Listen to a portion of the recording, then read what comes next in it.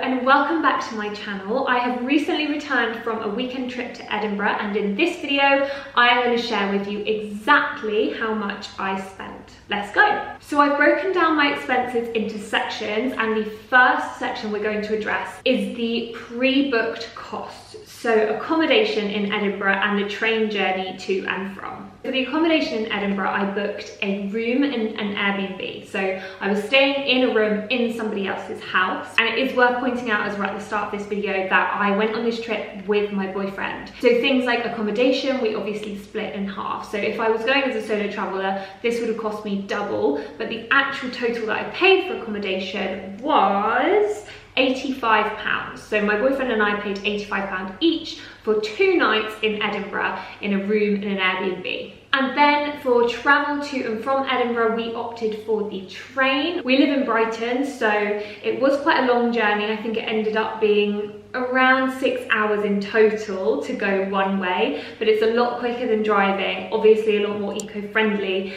and saves a lot of hassle from getting a flight. Plus, I think the flights were more expensive. The train, however, was not cheap. It did come in at £124 each for a return. But that was with a rail card, so if you don't have a rail card, definitely expect to be paying more, and we did book quite far in advance as well. So that brings the current total to £209 before we have arrived.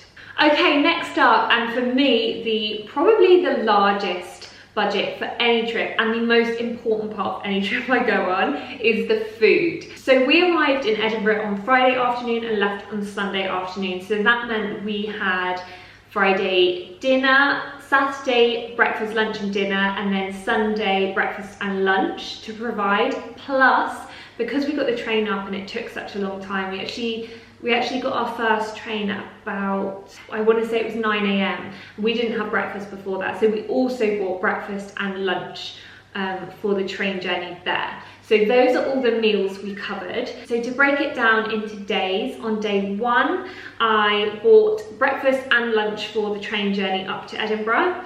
I then bought a drink at the Christmas markets. I went out for dinner and I had a drink with my dinner. And then I went to a comedy night and I had a drink there. So all in all, for food and drinks on day 1, that totaled at £61. Day 2, I went and had a pastry for breakfast. If you haven't watched my vlog, you can go and watch it and you can see the size of that pastry. It's literally as big as my head. Pastry for breakfast. I went to an Italian restaurant for lunch and I had an Indian takeaway for dinner. Now you might be thinking that's not particularly normal for when you've got a trip away, you want to go out, experience the city. However, my boyfriend was not feeling very well, so we ended up having a night in. For day 2, in total for food and drink, I spent £48.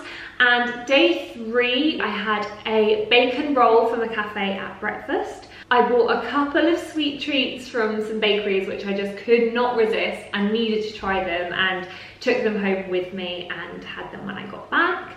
And then I got lunch for the train, and that totaled at £26. So all in all, over the 3 days on food and drink, I spent £135, which I think is pretty good. Okay, moving on to transport. Now, public transport in Edinburgh is actually pretty good. The bus service is really regular from where we were staying in a little area called Leith. However, little curveball was thrown at us because day 2, Saturday, when we had the whole day to spend there, we woke up to a lot of snow, a lot of ice on the roads, and all of the buses shut down. We walked to the first cafe and then we were getting that cold and wet that we decided to Uber for most of the rest of the day. Now again, not a lot, as you can imagine, not a lot of the Ubers were running, and so it was pretty pricey when we did manage to get one, luckily. So we did a bit more Uber travel than we usually would. So I took 5 journeys on a bus in total through my Edinburgh stay, which are priced at £2 per journey. So that totaled at £10 for buses. And then for Ubers, I spent £55.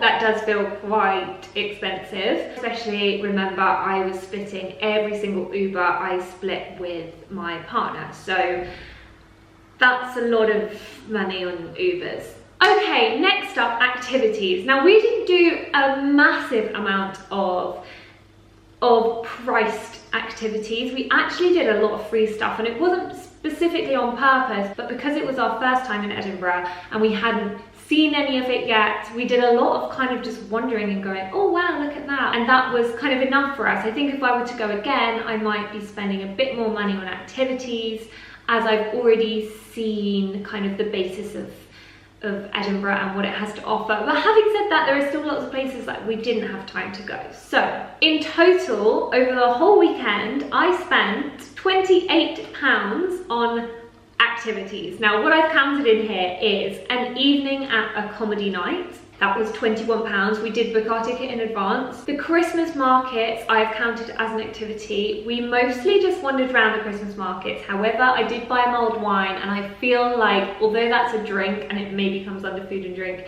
it also is almost part of the activity of doing the Christmas market. So I've put it in there as a cost. That was £6.50.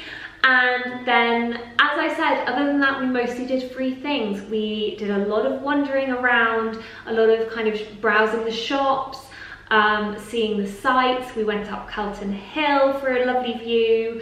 And particularly because on the Saturday it was snowing, we were super slow to move around to get from one place to another, because even when we were in an Uber, they were driving so slowly, obviously.